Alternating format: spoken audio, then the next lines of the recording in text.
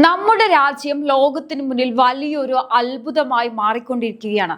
വികസിത രാജ്യങ്ങൾ പോലും പരീക്ഷിച്ച് പരാജയപ്പെട്ട് ഉപേക്ഷിച്ച ഒരു സാങ്കേതിക വിദ്യ നമ്മുടെ ഇന്ത്യ തദ്ദേശീയമായി വിജയിച്ചിരിക്കുകയാണ്. തമിഴ്നാട്ടിലെ കൽപ്പാക്കത്തുള്ള പ്രോട്ടോട്രൈ ഫാസ്റ്റ് ബ്രീഡർ റിയാക്ടർ അതിന്റെ ഏറ്റവും നിർണായകമായ ഘട്ടം പിന്നിട്ടിരിക്കുകയാണ്. റഷ്യയ്ക്ക് ശേഷം ഇത്തരമൊരു നേട്ടം കൈവരിക്കുന്ന ലോകത്തിലെ രണ്ടാമത്തെ രാജ്യം എന്ന പദവിയാണ് ഇന്ത്യ ഇപ്പോൾ സ്വന്തമാക്കിയിരിക്കുന്നത്. ഇന്ത്യയുടെ ഊർജ്ജ സ്വപ്നങ്ങൾക്ക് ചിറക് നൽകുന്ന സുവർണ നിമിഷമെന്നാണ് മോദി ഇതിനെ വിശേഷിപ്പിച്ചത്. നമ്മുടെ വീടുകളിലും വ്യവസായങ്ങളിലും ഉപയോഗിക്കുന്ന വൈദ്യുതിയുടെ ഭാവി തന്നെ മാറ്റിമറിക്കാൻ പോകുന്ന ഈ പദ്ധതി ഇന്ത്യ എങ്ങനെയാണ് ഒരു ആഗോള ശക്തിയാക്കി മാറ്റുന്നത്? എന്തുകൊണ്ടാണ് ലോകം മുഴുവൻ ഇപ്പോൾ കൽപ്പാക്കത്തേക്ക് ഉറ്റുനോക്കുന്നത്? ഇതിൽ നമ്മൾ അറിയാതെ പോകുന്ന ചില അപകട സാധ്യതകളും വിമർശനങ്ങളും ഉണ്ടോ? കൽപ്പാക്കത്തെ ഈ മാന്ത്രിക റിയാക്ടറിന് പിന്നിലെ ആ യഥാർത്ഥ കഥ എന്താണെന്ന് നമുക്ക് നോക്കാം. എന്തുകൊണ്ടാണ് കൽപ്പാക്കത്തെ ഈ മാന്ത്രിക റിയാക്ടറിനെ ലോകം ഉറ്റുനോക്കുന്നത് എന്ന് നോക്കാം. നമുക്ക് ആദ്യം തന്നെ എന്താണ് ഈ ഫാസ്റ്റ് ബ്രീഡർ റിയാക്ടർ എന്ന് നോക്കാം. ലളിതമായി പറഞ്ഞാൽ 1 കിലോ ഇന്ധനം ഇട്ട് പ്രവർത്തിച്ചാൽ അതിൽ നിന്ന് വൈദ്യുതിയും ഒപ്പം തന്നെ 1.5 കിലോ പുതിയ ഇന്ധനവും തിരികെ കിട്ടുന്ന വിദ്യയാണിത്. അതായത് ഇന്ധനം ഉപയോഗിക്കും തോറും കൂടിക്കൊണ്ടിരിക്കുന്ന ഒരു അത്ഭുത അടുപ്പ്. ഇതിന്റെ ഏറ്റവും വലിയ ഗുണം നമ്മുടെ രാജ്യത്തെ ആണവ മാലിന്യങ്ങൾ കുറയ്ക്കാൻ സാധിക്കുമെന്നതാണ്. സാധാരണ നിലയങ്ങളിൽ നിന്നുള്ള അവശിഷ്ടങ്ങളെ ഈ റിയാക്ടറിൽ വീണ്ടും ഇന്ധനമാക്കി മാറ്റാൻ കഴിയും. ഇത് പരിസ്ഥിതിക്ക് വലിയ ഗുണകരമാണ്. ഇന്ത്യയുടെ ആണവ പദ്ധതിയുടെ പിതാവായ ഹോമി ജെ ബാബയുടെ സ്വപ്നത്തിലേക്കുള്ള ഏറ്റവും വലിയ പാലമാണ് ഇപ്പോൾ യാഥാർത്ഥ്യമായിരിക്കുന്നത്. നമ്മുടെ കടൽ തീരങ്ങളിൽ ധാരാളമായുള്ള തോറിയം ഉപയോഗിച്ച് ലക്ഷക്കണക്കിന് വർഷത്തേക്ക് ആവശ്യമായ വൈദ്യുതി നമുക്ക് സ്വന്തമായി നിർമ്മിക്കാൻ ഈ സാങ്കേതിക വിദ്യ സഹായിക്കും. പ്രധാനമന്ത്രി നരേന്ദ്രമോദിയുടെ ആത്മനിർഭർ ഭാരത് എന്ന മുദ്രാവാക്യത്തിന് ഇതിലും വലിയൊരു ഉദാഹരണം വേറെയില്ല. വിദേശ രാജ്യങ്ങളിൽ നിന്ന് യുറേനിയം വാങ്ങാനായി നമ്മൾ ചിലവാക്കുന്ന കോടിക്കണക്കിന് രൂപ ലാഭിക്കാൻ ഇതിലൂടെ സാധിക്കും. ഈ വിജയത്തിന് പിന്നിൽ പ്രവർത്തിച്ച ബുദ്ധി കേന്ദ്രങ്ങളെ കുറിച്ചും നമ്മൾ അറിഞ്ഞിരിക്കണം. വിദേശ സഹായം ലഭിക്കാതിരുന്ന കാലത്ത് കൽപ്പാക്കത്തുള്ള ഇന്ദിരാഗാന്ധി സെന്റർ ഫോർ ആറ്റോമിക് റിസർച്ചിലെ ശാസ്ത്രജ്ഞർ നടത്തിയ കഠിനാധ്വാനത്തിന്റെ ഫലമാണിത്. ഇതിന്റെ നിർമ്മാണത്തിന് നേതൃത്വം നൽകിയത് ഭവിനി എന്ന പൊതുമേഖലാ സ്ഥാപനമാണ്. ഇനി ഇതിനാവശ്യമായ ബജറ്റ് വിഹിതം വർദ്ധിപ്പിക്കുകയും ശാസ്ത്രജ്ഞർക്ക് ആവശ്യമായ എല്ലാ പിന്തുണയും ഉറപ്പാക്കുകയും ചെയ്തത് മോദി സർക്കാരിന്റെ വലിയൊരു ഭരണ നേട്ടമാണ്. പതിറ്റാണ്ടുകളായി മുടന്തു നീങ്ങിയിരുന്ന ഒരു പദ്ധതിയെ വേഗത്തിലാക്കാൻ പ്രധാനമന്ത്രിയുടെ ഓഫീസ് നേരിട്ട് ഇടപെടലുകൾ നടത്തി. എങ്കിലും ഇതിനിടയിലുള്ള ചില വെല്ലുവിളികളും നാം കാണേണ്ടതുണ്ട്. 2010 പൂർത്തിയാകേണ്ടിയിരുന്ന ഈ പദ്ധതി ഏതാണ്ട് 20 വർഷത്തോളം വൈകിയാണ് ഇപ്പോൾ സജ്ജമായിരിക്കുന്നത്. ഈ കാലതാമസം വലിയ സാമ്പത്തിക ബാധ്യത ഉണ്ടാക്കിയിട്ടുണ്ട്. കൂടാതെ ഇതിൽ തണുപ്പിക്കാൻ ഉപയോഗിക്കുന്ന ലിക്വിഡ് സോഡിയം അതീവ ജാഗ്രതയോടെ കൈകാര്യം ചെയ്യേണ്ട ഒന്നാണ്. വായുവോ വെള്ളമായോ ചെറിയ സമ്പർക്കം വന്നാൽ പോലും അത് അപകടകരമായേക്കാം. സുരക്ഷയുടെ കാര്യത്തിൽ ലോകം ഭയക്കുന്ന ഈ വെല്ലുവിളി ഇന്ത്യ എങ്ങനെ നേരിടുമെന്നതാ ശാസ്ത്രലോകം ഉറ്റുനോക്കിയിരുന്നു. അതുപോലെ തന്നെ ഇന്നത്തെ കാലത്ത് സോളാർ പാനലുകളും കാറ്റാടി യന്ത്രങ്ങളും വഴി വളരെ കുറഞ്ഞ ചിലവിൽ വൈദ്യുതി ലഭിക്കുമ്പോൾ എന്തിനാണ് ഇത്രയും അപകട സാധ്യതയുള്ള ആണവ നിലയങ്ങൾക്കായി പണം ചെലവഴിക്കുന്നതെന്ന വിമർശനവും ശക്തമാണ്. പക്ഷേ മേഘങ്ങൾ ഉള്ളപ്പോഴോ കാറ്റില്ലാത്തപ്പോഴോ വൈദ്യുതി മുടങ്ങാതെ കിട്ടാൻ ആണവോർജം പോലെ ഒരു ബേസ് ലോഡ് വേണമെന്നാണ് സർക്കാരിന്റെ വാദം. കൽപ്പാക്കം ഇന്ത്യയെ സംബന്ധിച്ചിടത്തോളം വലിയൊരു കുതിച്ചുചാട്ടം കൂടിയാണ്. വിജയിച്ചാൽ ലോകത്തിന്റെ ഊർജ കേന്ദ്രമായി ഇന്ത്യ മാറുമെന്ന് ഉറപ്പാണ്. രാഷ്ട്രീയമായ നേട്ടങ്ങൾക്കപ്പുറം ഈ സാങ്കേതിക വിദ്യ വരും തലമുറയ്ക്ക് എത്രത്തോളം സുരക്ഷിതമായി കൈമാറാൻ നമുക്ക് കഴിയുമെന്നതിനാലാണ് ഇതിന്റെ യഥാർത്ഥ വിജയം ഇരിക്കുന്നത്.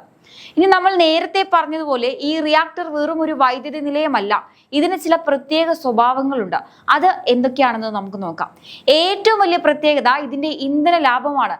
സാധാരണ നിലയങ്ങളിൽ ഇന്ധനം കത്തിച്ചു കഴിഞ്ഞാൽ കിട്ടുന്ന അവശിഷ്ടങ്ങൾ വെറും വേസ്റ്റ് ആണ്.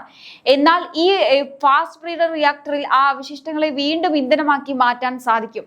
അതായത് മാലിന്യത്തിൽ നിന്ന് ഊർജം എന്ന് നമ്മൾ പറയാറില്ലേ, ഏതാണ്ട് അതുപോലെ തന്നെ ഇത് നമ്മുടെ രാജ്യത്തെ ആണവ മാലിന്യങ്ങൾ കുറയ്ക്കാൻ വലിയ രീതിയിൽ സഹായിക്കും. പരിസ്ഥിതിക്ക് ദോഷകരമായ റേഡിയോ ആക്റ്റീവ് അവശിഷ്ടങ്ങൾ വളരെ കുറച്ച് മാത്രമേ ഈ റിയാക്ടർ പുറന്തള്ളുകയുള്ളൂ എന്നത് വലിയൊരു ഗുണമാണ്. ഇനി മറ്റൊരു പ്രധാന കാര്യം ഇന്ത്യയുടെ ഊർജ്ജ സ്വാതന്ത്ര്യമാണ്. നിലവിൽ നമ്മൾ ആണവ ഇന്ധനത്തിനായി അമേരിക്കയെയും റഷ്യയും ഒക്കെയാണ് ആശ്രയിച്ചിരുന്നത്.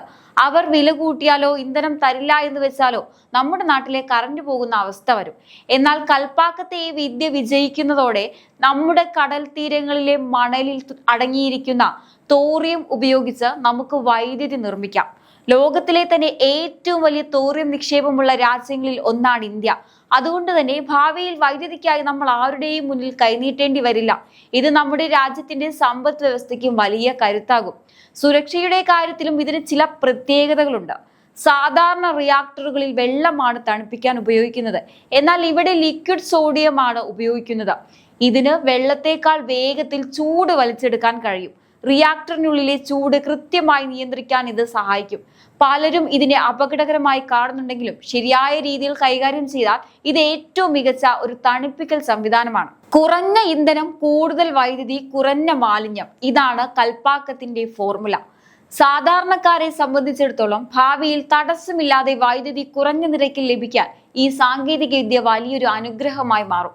പ്രധാനമന്ത്രി മോദി ഈ പദ്ധതിയെ ഇത്രയധികം പ്രോത്സാഹിപ്പിക്കുന്നതിന്റെ പ്രധാന കാരണവും മറ്റൊന്നുമല്ല, ഇന്ത്യയെ ആഗോളതലത്തിൽ ഒരു എനർജി ഹബ്ബാക്കി മാറ്റുക എന്നതാണ് ഇതിലൂടെ ലക്ഷ്യമിടുന്നത്. കൽപ്പാക്കം ഇന്ത്യയുടെ അഭിമാനമാണ്. ഇത് കേവലം ഒരു വൈദ്യുതി നിലയമല്ല, മറിച്ച് നമ്മുടെ രാജ്യത്തെ യുവ എഞ്ചിനീയർമാർക്കും ആയിരക്കണക്കിന് പുതിയ തൊഴിലവസരങ്ങൾ നൽകുന്ന ഒരു കേന്ദ്രം കൂടിയാണ്. ഭാവിയിൽ ചന്ദ്രനിലേക്കും ചൊവ്വയിലേക്കും പോകുന്ന ഇന്ത്യൻ പേടകങ്ങൾക്ക് ആവശ്യമായ ആണവ ബാറ്ററികൾ നിർമ്മിക്കാൻ പോലും ഈ സാങ്കേതിക വിദ്യ തുണയാകും. പണ്ട് ഉപരോധങ്ങൾ ഏർപ്പെടുത്തി ഇന്ത്യയെ തളർത്താൻ ശ്രമിച്ചവർക്ക് ഇന്ന് ഇന്ത്യ നൽകുന്ന കരുത്തുറ്റ മറുപടിയാണ് കൽപ്പാക്കം. ഇത് 140 കോടി ജനങ്ങളുടെ ആത്മവിശ്വാസമാണ്. പണ്ട് നമ്മളെ ഉപരോധങ്ങൾ ഏർപ്പെടുത്തി തളർത്താൻ നോക്കിയവർക്ക് മുന്നിൽ സ്വന്തം അധ്വാനം കൊണ്ട് ഇന്ത്യ പണിതുയർത്തിയ മറുപടിയാണ് കൽപ്പാക്കം. പ്രധാനമന്ത്രി മോദിയുടെ വാക്കുകൾ കടമെടുത്താൽ ഇത് വികസിത ഭാരതത്തിലേക്കുള്ള ഒരു വലിയ കുതിച്ചുചാട്ടമാണ്. നമ്മൾ സാധാരണ ഒരു കാര്യം ചെയ്യുമ്പോൾ 1-2 ഗുണങ്ങളാണ് പ്രതീക്ഷിക്കാറുള്ളത്. എന്നാൽ കൽപ്പാക്കത്തെ ഈ റിയാക്ടർ ഒരേ സമയം 3 കാര്യങ്ങളാണ് ചെയ്യുന്നത്. 1, ഇത് വൻതോതിൽ വൈദ്യുതി നൽകുന്നു. 2, ഇത് ഉപയോഗിക്കുന്നതിനേക്കാൾ കൂടുതൽ ഇന്ധനം നിർമ്മിക്കുന്നു. 3, ഇത് മറ്റ് ആണവ നിലയങ്ങളിൽ നിന്നുള്ള അപകടകരമായ അവശിഷ്ടങ്ങളെ ഇല്ലാതാക്കാൻ സഹായിക്കുന്നു. അതായത് ഒരേ സമയം ഒരു പവർ പ്ലാന്റായും ഇന്ധന ഫാക്ടറിയായും മാലിന്യ സംസ്കരണ യൂണിറ്റായും ഇത് പ്രവർത്തിക്കുന്നു. ഇന്ത്യയുടെ ഈ ആണവ കുതിപ്പിനെ കുറിച്ച് പറയുമ്പോൾ പ്രധാനമന്ത്രി നരേന്ദ്രമോദിയുടെ നിശ്ചയദാർഢ്യത്തെയും ദീർഘവീക്ഷണത്തെയും കുറിച്ച് പറയാതെ വയ്യ. പതിറ്റാണ്ടുകളായി മുടന്തി നീങ്ങിയിരുന്ന ഒരു പദ്ധതിയെ എങ്ങനെയാണ് ഒരു സർക്കാർ ഏറ്റെടുത്ത് വിജയത്തിലെത്തിക്കുന്നത് എന്നതിന്റെ ഉത്തമ ഉദാഹരണമാണ് കൽപ്പാക്കം. മോദി അധികാരത്തിൽ വന്നതിന് ശേഷം ശാസ്ത്ര സാങ്കേതിക മേഖലയ്ക്ക് നൽകിയ മുൻഗണനയും ആത്മനിർഭർ ഭാരത് എന്ന മുദ്രാവാക്യവും ഈ പദ്ധതിക്ക് പുതിയൊരു ഊർജമാണ് നൽകിയത്. പലവിധ സാങ്കേതിക കാരണങ്ങളാൽ ഫയലുകളിൽ ഉറങ്ങിക്കിടന്നിരുന്ന കൽപ്പാക്കം പദ്ധതിയെ വേഗത്തിലാക്കാൻ പ്രധാനമന്ത്രിയുടെ ഓഫീസ് നേരിട്ട് ഇടപെടലുകൾ നടത്തി. ഇതിനാവശ്യമായ ബജറ്റ് വിഹിതം വർദ്ധിപ്പിക്കുകയും ശാസ്ത്രജ്ഞർക്ക് ആവശ്യമായ എല്ലാ പിന്തുണയും ഉറപ്പാക്കുകയും ചെയ്തു. വെറും ഒരു വൈദ്യുതി നിലയം എന്നതിലുപരി ഇന്ത്യ ഒരു ലോക ശക്തിയാക്കി മാറ്റാനുള്ള തന്ത്രപരമായ നീക്കമായാണ് അദ്ദേഹം ഇതിനെ കണ്ടത്. അതുകൊണ്ടാണ് 2026 ഏപ്രിൽ 6 ഈ നേട്ടം കൈവരിച്ചപ്പോൾ ഇത് ഭാരതത്തിന്റെ അഭിമാന നിമിഷമാണെന്ന് അദ്ദേഹം ലോകത്തോട് വിളിച്ചു പറഞ്ഞത്. വിദേശ രാജ്യങ്ങളിൽ നിന്നുള്ള സമ്മർദ്ദങ്ങൾക്കും നിയന്ത്രണങ്ങൾക്കും വഴങ്ങാതെ സ്വന്തം നാട്ടിലെ ശാസ്ത്രജ്ഞരെ വിശ്വസിക്കാനും അവർക്ക് ആത്മവിശ്വാസം നൽകാനും മോദി കാണിച്ച ആർജവം എടുത്തു പറയേണ്ടതാണ്. ഇന്ത്യയെ ഊർജ്ജ കാര്യത്തിൽ സ്വയം പര്യാപ്തമാക്കുക എന്ന ലക്ഷ്യത്തോടെ അദ്ദേഹം നടത്തിയ ഈ ചുവടുവയ്പ് ഭാവിയിൽ ഇന്ത്യയുടെ സാമ്പത്തിക അടിത്തറയെ തന്നെ മാറ്റിമറിക്കും. ലോകരാജ്യങ്ങൾക്കിടയിൽ ഇന്ത്യയുടെ അന്തസ്സ് ഉയർത്താനും ഇന്ത്യ ഒരു വികസിത രാഷ്ട്രമാകാനുള്ള പാതയിലാണെന്ന് തെളിയിക്കാനും ഈ പദ്ധതിയിലൂടെ അദ്ദേഹത്തിന് സാധിച്ചു. എന്തായാലും ഈ ഒരു വിഷയത്തെക്കുറിച്ചുള്ള നിങ്ങളുടെ അഭിപ്രായങ്ങൾ കമന്റ് ബോക്സിൽ രേഖപ്പെടുത്തുക. മറ്റൊരു വിഷയമായി വീണ്ടും കാണാം. നന്ദി.